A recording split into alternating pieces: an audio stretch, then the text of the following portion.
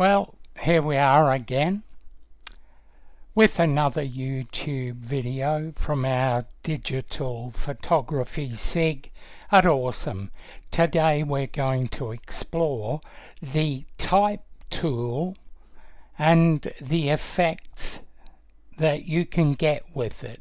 There's lots of tools and lots of effects.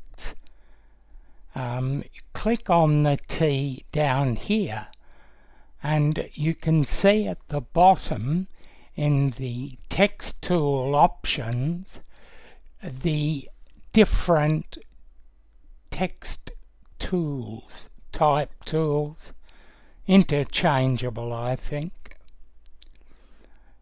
So we've chosen a font, a color, black, a size. This is the horizontal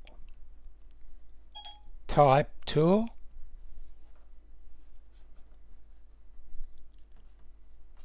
Probably the most commonly used type tool of the lot.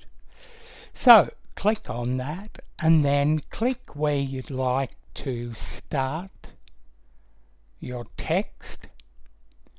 You'll see the arrow and the cancel button, and this is going automatically onto a second layer.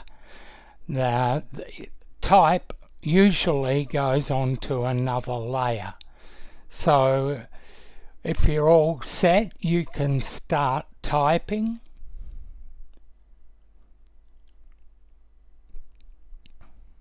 And if that's what you want, you can click the little green button, or you can change fonts.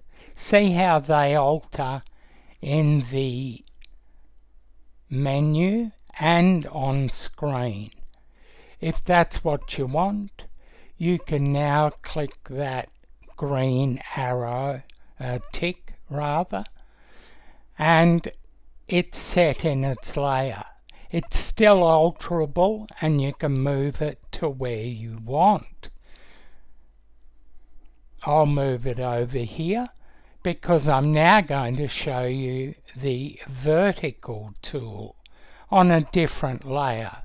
I'll click once again on my type tool and choose the vertical text tool. So where I want it to begin, I'll click and I'll start to type. What we have to be aware of with vertical is that the gaps can be quite big and you may not fit as much in as you want. So be careful of that and experiment with sizes and you'll be okay. I'll change the size of this to roughly half and then you can see. Same again, I can click and move with the move tool. I can say yes by hitting the tick, or I can change it to different fonts. And you watch as it changes on your page. Remember, I'm doing this in Elements, but it's very, very similar for Photoshop.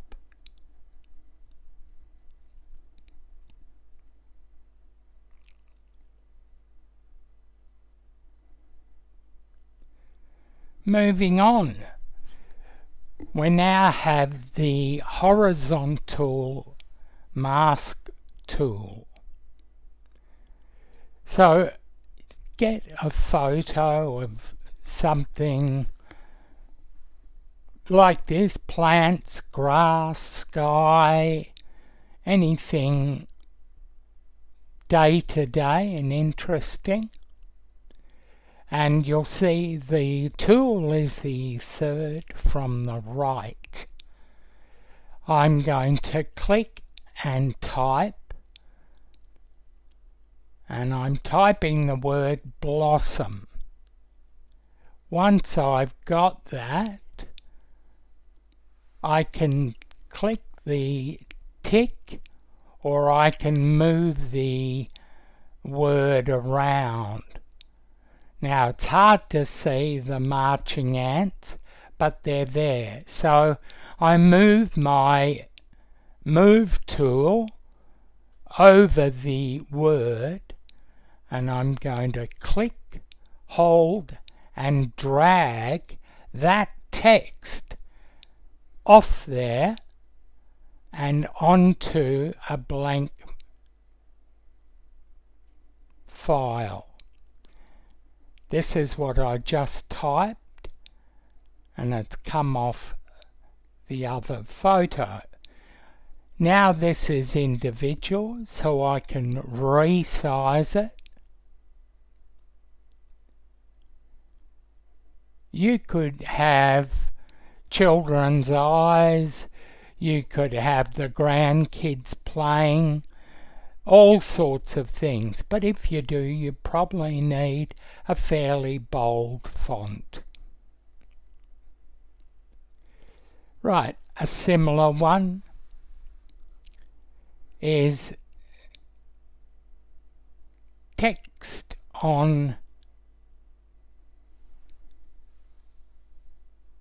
a shape. I made a red arrow here on my file. It's on a separate layer up there. I've selected that layer. I've now dragged over the arrow and it's highlighted with marching ants. I click on the tick and then I move my cursor up to the top, where in the right position it will change to a text tool, text on a path. You'll see the difference. Click there when it's in the right position and you can type.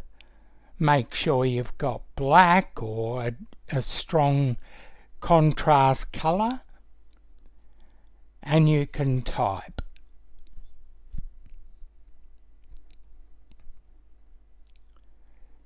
You have to be careful of strong corners.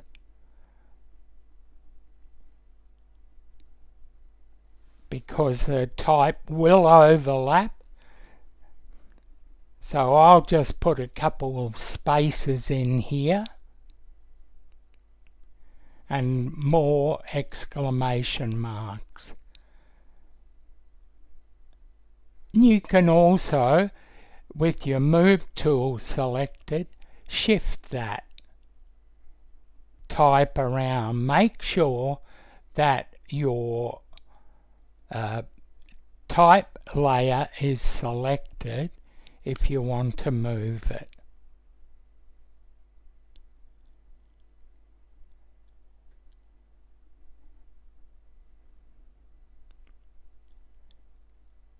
Another simple one to use.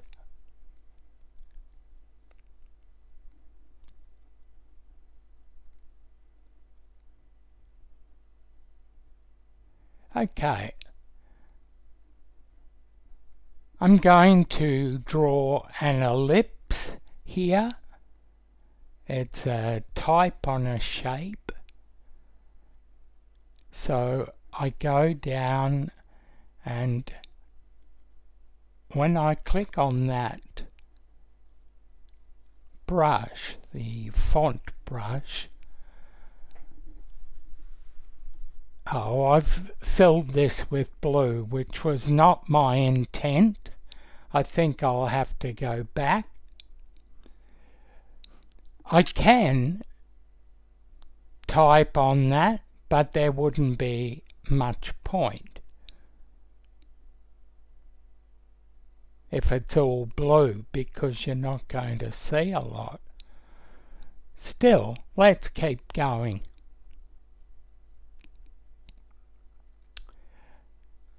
I had the text as blue, so I'm now going to change it to black.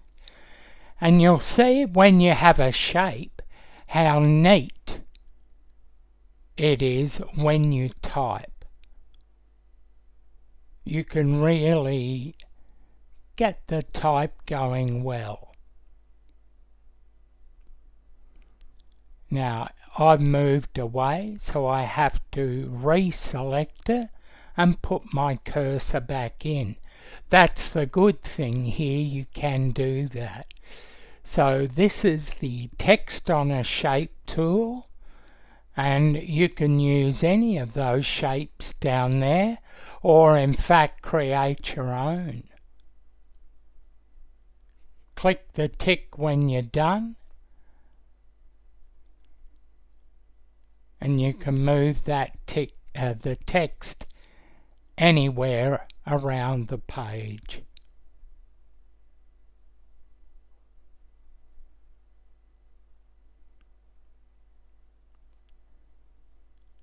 Lots of different shapes there. Okay, the last one we're looking at is probably everyone's favourite, and that's the text on a path tool.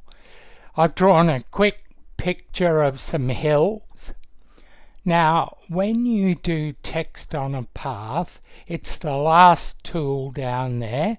Click on that and it will come up as a pen, and you take it over your drawing and you draw a rough path for it to follow. Now, I'm not going to be too careful. Just follow the top hill.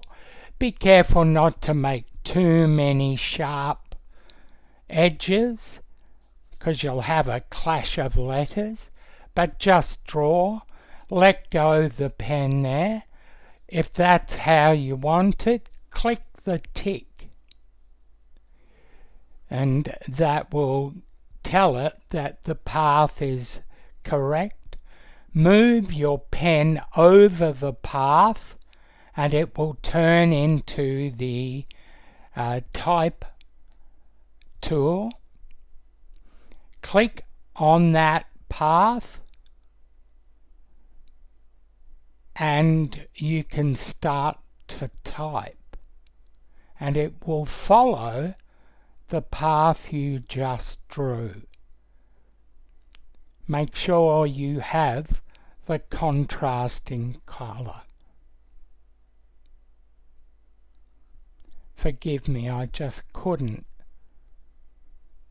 resist this crazy. I made a bit of a mistake there, or Photoshop Elements have, but we can fix that. And the H and the O are a bit close.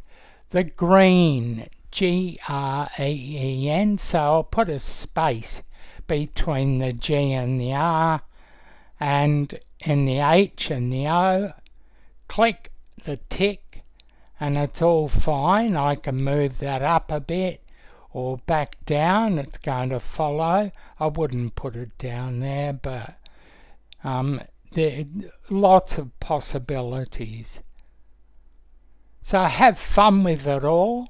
It's got some great capabilities and I'm sure you'll enjoy it. Thanks for watching.